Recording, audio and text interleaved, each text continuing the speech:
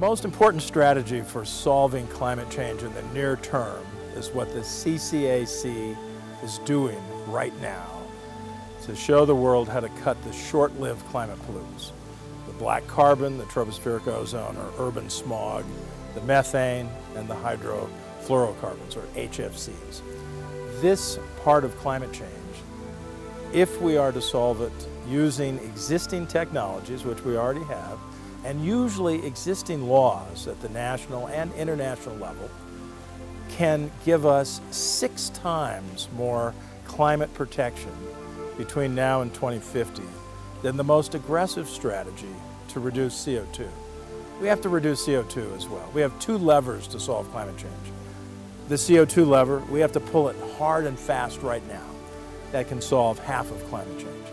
The other lever is what CCAC has its hand on, the lever to pull back the black carbon, the tropospheric ozone, the methane, and the HFCs. And within this package, the part that I spend more of my time on is the HFC part. The HFC part, we're doing a good job in the CCAC helping countries understand what their inventories are. How much of it do they already use? This is the fastest growing greenhouse gas in the world. They need to know what their investment is going forward. They also want to know what the substitutes are. If we don't use HFCs, tell us what's better for the future.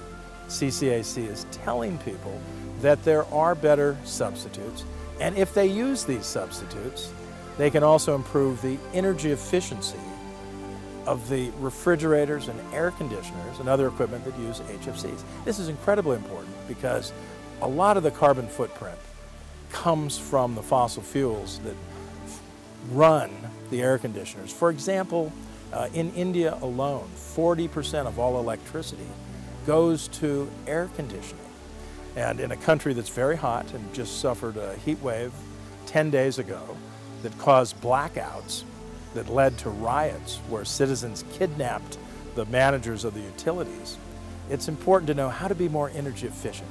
And there's a calculation by Lawrence Berkeley Laboratory in California that says, for example, if India moved to super efficient air conditioning with the help of the CCAC, they could avoid building 120 medium-sized power plants. That would help their grid avoid blackouts. And this is not just about India, it's about the entire world. We're getting hotter, the demand for air conditioning is going up very, very fast. We need to help countries move in that direction.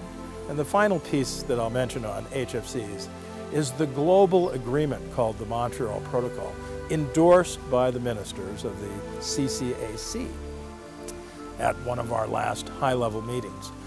And this treaty is the treaty that's already done more for climate protection, as well as protecting the stratospheric ozone layer, than any other treaty. Now it's ready and eager to phase out production of HFCs. The treaty is saying we are standing ready to help the UNFCCC by taking the upstream production problem where these chemicals are made. They're only made by a handful of chemical companies around the world. And we will tell those companies to stop making these chemicals on a schedule that doesn't disrupt industry, on a schedule that allows substitutes to come in and keep countries cool and keep them energy efficient. So we're working very hard to make sure this is something that the Secretary General has on his agenda for the summit that he's doing, the climate summit in September of this year. This is the moment when heads of government come together to say we are going to be serious in the run-up to COP21 in Paris.